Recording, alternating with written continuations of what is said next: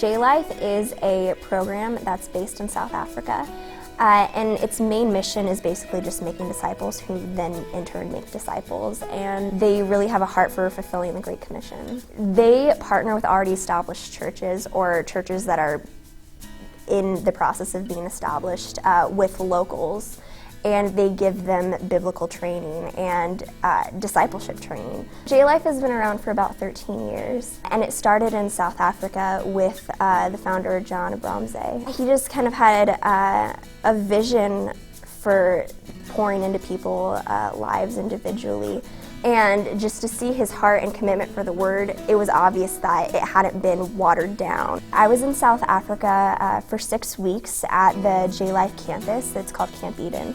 And every day we'd wake up and we'd have Bible studies and prayer for about an hour. Then we would have breakfast, and we would go to town every single day. And sometimes we would just be on the ranch, or the farm is what we called it, and just do chores and tasks and help out the farm hands. Sometimes we would just be in the classroom all day. First week, it was a lot of team building exercises. Second week, we did have a sports camp, and that was for high school age kids. We were their counselors along with other counselors who came in from a local church. One thing that I really enjoyed about it, it wasn't just training that can be used on the mission field. When you think of missions as overseas, you can use it on the mission field at home too in America. It doesn't matter what country you're in. It's kind of crosses over the cultural barrier. I was kind of between school and work, kind of wondering what I would be doing the next year, and then God presented this opportunity to go and be trained in disciple making, and couldn't think of any reasons not to go, because He provides, and He provided the opportunity, He provided the means to get there. So I'd heard John, the founder, speak before, and I loved his passion for Jesus. He wasn't passionate about necessarily promoting J-Life as a program. I feel like sometimes he kind of forgets to promote the program because he's so excited about talking about Jesus. One of the aspects that I love about J-Life's format and their ministry is that they don't have a goal apart from knowing Christ and making disciples. And that's great, because that's for everybody. That's not just for the person who wants to do missions for the rest of their life, or the youth pastor, or the pastor, or whatever. That's something that if you're a professed follower of Jesus Christ, you need to know how to make disciples, and you need to know how to know Him in order to do that. I was very grateful for the way that our teachers in South Africa stressed the fact that they didn't want us to go home the same. Every day, like from the first day you got there, you were being reminded, like, what we teach you here, we want you to take home and put into practice. How I realized the trip and the teaching that I received was going to affect me the most was in my involvement with Grace Student Ministries as a life group leader. Be sitting in class, and I'd just be constantly thinking of the girls that I led back home, because it was stuff that I hadn't shared with them yet and that they needed to know. They really encouraged gathering a few people around you and really pour into them, because that's what Jesus did. Jesus had 12 core followers that He really poured into and really taught. And it was effective because then they, in turn, were very well equipped to go and do the same thing. I had 3 girls in my cabin. And the whole week they'd been kind of like, well, I don't know if we're going to try this Jesus thing or not.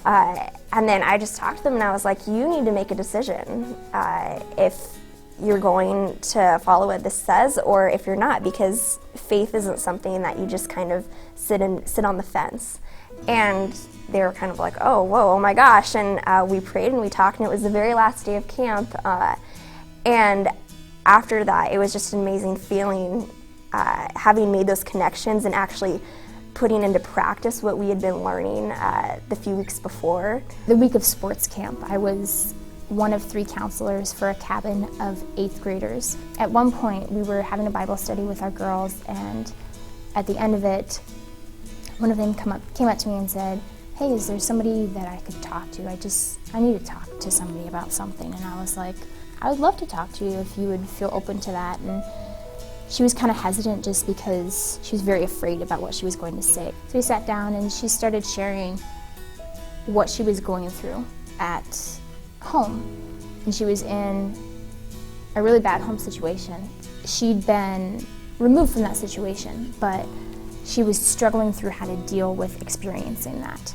And so I just took a moment, prayed, and go through it with her. By the end of our conversation, she was like completely changed. She was not nervous or anxious about anything. She hadn't made a commitment to Christ yet, but she understood him better. And then an hour later, I found out she accepted Christ. For someone who is more afraid or more hesitant on going, you have an amazing support system that's going to be there, going to be around you, and praying for you the whole time. And it does make a difference. God changes us when we put ourselves in situations where it's sink or swim.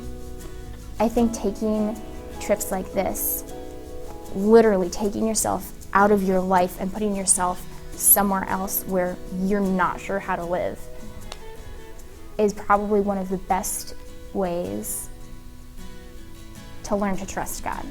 God uses you when you start to seek him, and this is, I think, a really good and practical way to say, I'm seeking after God.